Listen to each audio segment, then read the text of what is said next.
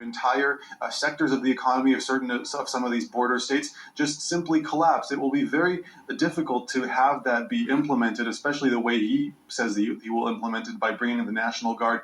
So listen, I mean, the message has been very strong. It's clearly been very convincing because you have had several of these southern states now voting for Donald Trump and voting for harsher immigration tactics. And even if Kamala Harris had won, she signaled a swerve to the right on the issue of immigration. So regardless of the final outcome of this election, it is very likely that the rhetoric surrounding immigration will certainly shift to the right in the United States. It's fascinating, isn't it? We're in a scenario now, we're at a point where we are awaiting. We may find out very soon, confirmation perhaps. The projected scenario looks like Donald Trump will enter the White House. If you're just joining us here on France 24, we're in a scenario at the moment where Donald Trump hasn't reached that magic 270 point. The Electoral College votes to get to the White House, but we are the big issues here. Pennsylvania, the tipping point state, as it's called, appears to have flipped to Donald Trump. That's the projected result. Wasim, you touched upon something a moment ago, this kind of Teflon Trump character. When we're talking about somebody who is a convicted felon, somebody who is still denied the election result of 2020, somebody that many see as instigating the January the 6th riots on the Capitol.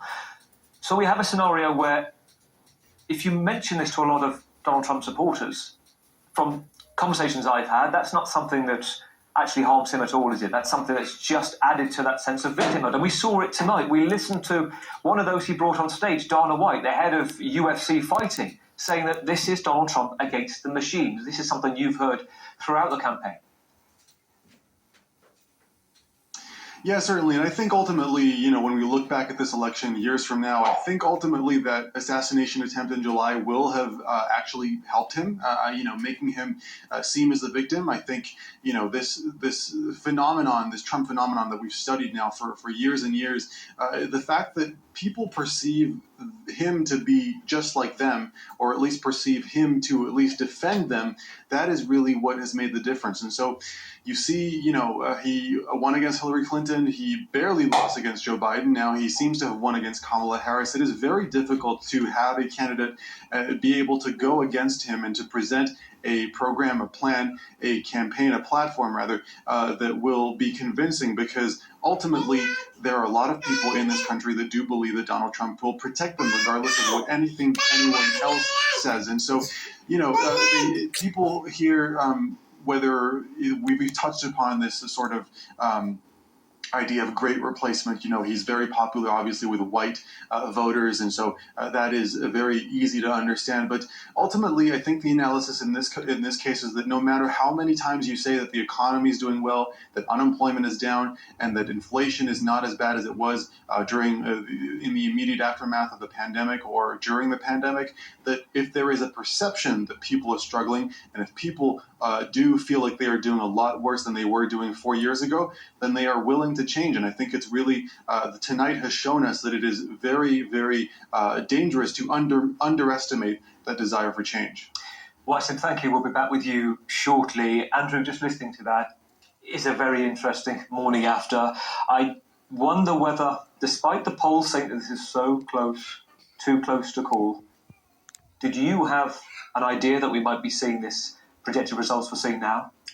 I did think and fear that Trump would win, but not by this margin. And I thought even the Trump people, I believe, didn't think that he would win an outright majority of the vote, or that he was setting it up to be contesting the election. This is in many ways a surprise, the margin. Biden won by 4 percentage points in 2020. Trump appears to be winning by 4 percentage points this year, a swing of 8 percentage points. It's like 14, 15 million Americans. Who are these people? yes, we will be digging into them. Some of it is white men shifting. Certainly the Hispanic vote has shifted. But you look around the country, as some of your correspondents have pointed out, I mean, even in places like New York City and California, there have been shifts toward Donald Trump. Yeah, still a Democrat victory, but a better vote for Donald Trump than it was in 2020 and 2016. Exactly. And in Minnesota as well. I mean, here, Kamala Harris, the Democrats put the governor of Minnesota, Tim Walz, on the ticket. This is one of the poorest showings by a Democratic presidential team in decades in Minnesota. It was the one state Ronald Reagan lost in 1984 in his landslide. So it's a very surprising result. What will they think about their country going forward? Tell me about when you were writing speeches for Hillary Clinton, just how it works as a speechwriter, and whether you would have had a say about who to direct your audience. Was it simply a speechwriter would write it, or would you say, actually, let's make it to this audience? And I ask that question because I wonder whether Kamala Harris's team should have looked further, wider, perhaps considered the Joe Rogan show as well, because you're getting 40 million hits on YouTube. It's sneaking into the algorithms, and that's something that Donald Trump mentioned again tonight, that new way of broadcasting. Yes, I think she should have. And I wrote back in 2020 that the Democrats needed to appeal to white men more. And Joe Biden, that was really what Joe Biden was able to do, peel off some white men to win in 2020. And that they have not spoken to issues that, I mean, many white men are not working, are underemployed, drug abuse, accidents, suicide rates are far higher among men in America than women, all sorts of health problems. And then the whole set of issues that were described in the campaign that Trump played on, that Ron DeSantis played on, of wokeness in America.